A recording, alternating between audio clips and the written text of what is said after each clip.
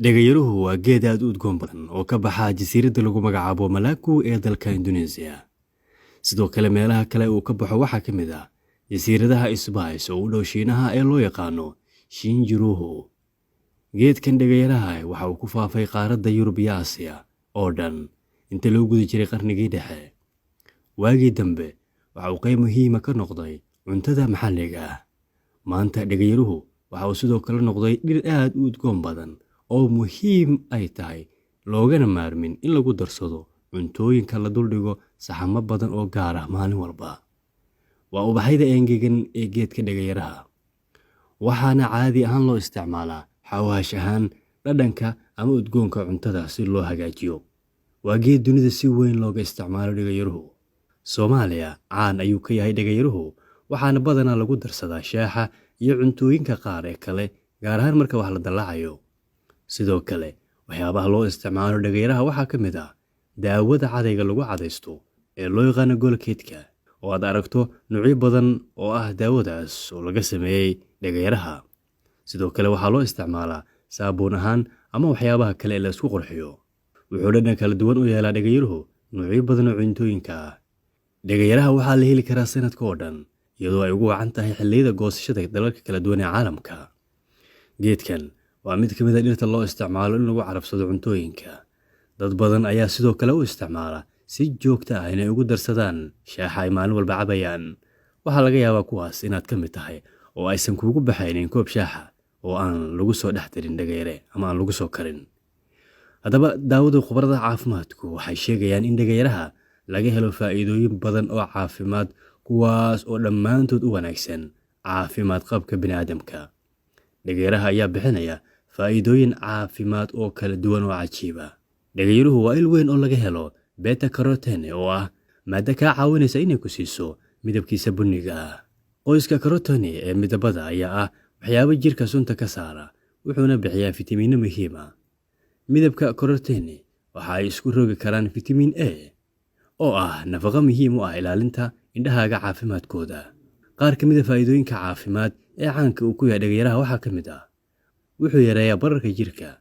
Dhagayaraha ayaa leh awood ballaaran oo ku xiran sifooyinka xallinta bararka dhanka jirka ku yimaada. Sidoo kale dhagayaraha ayaa leh saliidda loo yaqaano Eugenol oo ah tan ugu muhiimsan. Sida lagu muujiyay baaritaanno la sameeyay, saliidda dhagayaraha waxa ay yareynaysaa jawaab celinta bararka ee jirka. Sidoo kalena waxay hoos u dhigtaa khatarta cudurrada sida kala-goysyo xanuunka, iyadoo caawinaysa maaraynta calaamadaha kala duwan ee xaaladda la xiriira. Saliidda dhagayaraha sidoo kale waxay u leedahay awood xooggan oo ay jirka kaga saarayso waxyaabaha sunta ah ee jirka waxyeeli kara. Isku dhisyadan waxay caawinayaan jirkaaga inuu la dagaalamo waxyaabaha halista ku ah, kuwaas oo waxyeello weyn u geysan kara unugyadaada jirka, isla markaana keeni kara cudurro. Sidoo kale maadooyinka ku jira dhagayaraha ayay khubaradu rumaysan yihiin inay kaa caawin karaan yaraynta khataraha ah inay kugu dhacaan cudurrada wadnaha, sokorowga iyo kansarrada qaarkood. Dhagayaruhu wuxuu sidoo kale kaa caawinayaa in calooshaada ay iska ilaaliso boogaha.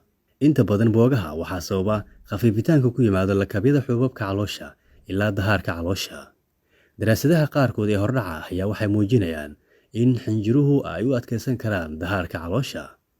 Faa'iidooyinka dhagayaraha ee kale ee laga helo waxaa ka mid ah inuu gacan ka geysanayo in boogaha jirka ku jira ay bogsadaan. Sidoo kale wuxuu u wanaagsan yahay shaqada beerka, wuxuuna gacan ka geystaa in la wanaajiyo shaqooyinka beerka. Faa'iidooyinka dhagayaraha laga helo aad ay u badan yihiin. Wuxuu kor u qaadaa shaqada beerka ee wanaagsan. Tijaabooyinka qaar ayaa muujinaya in saliidda laga helo dhagayaraha ay markaasi tahay mid caawin karta yaraynta calaamadaha caabuqa ee beerka iyo cudurrada beerka ee dufanka leh. Waxaa kaloo laga yaabaa inuu hagaajiyo shaqada guud ahaan ee beerka. Faa'iidooyinka kale ee mucjisada ah ee laga helo dhagayaraha waxaa ka mid ah nafaqada. Dhagayaruhu wuxuu bixinayaa qadar aad u badan oo ah macdanta manganese. Manganese waxay kaa caawinaysaa jirkaagana awood u siinaysaa inuu maareeyo enzymeska ama dheecaannada caawiya hagaajinta lafahaaga, sidoo kalena ka qayb qaata soo saarista hormoonnada. Waxay sidoo kale u dhaqmi kartaa sida inay tahay maaddo muhiim ah oo qayb ka qaadanaysa ka hortagga sumowga jirka, isla markaana jirkaaga ka ilaalinaysa waxyaabaha halista ku ah. Dhagayruhu sidoo kale waa isha ugu fiican ee laga helo fitamiinada K, potassium, beta-carotene, Eugenol, iyo nafaqooyin kaloo aad u badan. Hal qaado oo aad ka isticmaasho dhagayaraha ayaa ka kooban 6 calories. Borotiin ahaanna waxaa ku jira 1 garam. Dufan ahaanna dhagayaraha waxaa ku jira in ka yar 1 garam. Carbohydratesna waxaa laga helayaa 1 garam. Fiber oo ah jilif ama qolof waxa uu leeyahay 1 garam. Sokorta ku jirta dhagayaraha ayaa lagu sheegaa inay tahay 1 garam iyaduna. Dhagayaruhu wuxuu awood u leeyahay labadaba dhadhan iyo saameyn aad u wanaagsan. Waxaa jira haddaba dhowr shay oo ay tahay in maskaxda lagu hayo marka lagu darsanayo cuntada dhagayaraha. Mararka qaarkood waxay la falgeli karaan caafimaadka qofka. Haddii aad qaadanayso daawada dhiigkarka ama daawooyin kale oo aad isticmaalayso saliidda khudaarta ama wixii la mid ah sida shaaha oo kale, waxaa muhiim ah inaad dhakhtarka la tashato. Si kastaba dhagayaruhu waxaa la leeyahay waa ammaan in la isticmaalo, gaar ahaan in aad ka qaadato xaddi aad u yar oo dhowr xabo ah. Dhagayaraha ayaa sidoo kale saameyn kara heerka kolestaroolka dhiiggaaga. Dadka qaba sokorowga ayaa saliidda dhagayaruhu waxay hoos u dhigi kartaa tirooyinka glucose ee dhiigga ku jirta ilaa heer badbaado ah. Si kastaba ha noqotee, xaddiga xad-dhaafka ah ee laga qaato geedkan waxay keeni kartaa hypoxalemia, halkaas oo beerka sokorta dhiiggu ay aad u hooseyso. Saliidda muhiimka ah ee dhagayaraha waxaa ku jira qiyaas aad u sarreysa. Isticmaalka saliidda khudradda ee saafiga ah waxay noqon kartaa sun, waxayna horseedi kartaa calaamado ay ka mid yihiin dawaqsanaan ama xitaa inaad miir beeshid. Si kastaba, mar walba waxaa muhiim ah inaad dhakhtarka la tashato. Sidaasoo ay tahay, dad badani waxay aaminsan yihiin in geedkani mucjisada ee dhagayaruhu uu yahay nasteexo, caafimaadkana wax kordhinaya uu yahay. Faa'iidooyinka kale ee laga helo dhagayaraha waxaa ka mid ah wuxuu adkeeyaa xasuusta, sidoo kalena wuxuu dadka ka ilaaliyaa qalbi-jabka iyo niyad-jabka. Sidoo kale wuxuu dadka ka ilaaliyaa qalbi-jabka. Laabtaadu waxay noqonaysaa mid nadiif ah. Wuxuu yareynayaa xakameeyana qufaca faraha badan, xaakada iyo wixii la mid ah. Wuxuu u roon yahay kala goysyo xanuunka. Wuxuuna u wanaagsan yahay dhaqaaqa jirka iyo xibnaha kala goysyada. Wuxuu sidoo kale calooshaada ka nadiifinayaa jeermiska iyo bakteeriyada kala duwan ee ilmaragtada ah. Afkaaga wuxuu noqon doonaa mid nadiif ah, isla markaana yeelan doona ur aad u fiican. Dadka sida joogtada u isticmaala dhagayaraha ayaa la aaminsan yahay in afkooda uu yahay mid aad u caraf badan, isla markaana aysan dadku dhibsan. Wax dhib ah uma yeelo beerka. Sidoo kale wuxuu beerkaaga ka ilaaliyaa bararka, iyadoo sidoo kalena uu wanaagsan yahay kelyahaaga. Khubaradu waxay aaminsan yihiin isticmaalka dhagayruhu inay hoos u dhigi karto cudurro badan oo kelyaha ku dhaca.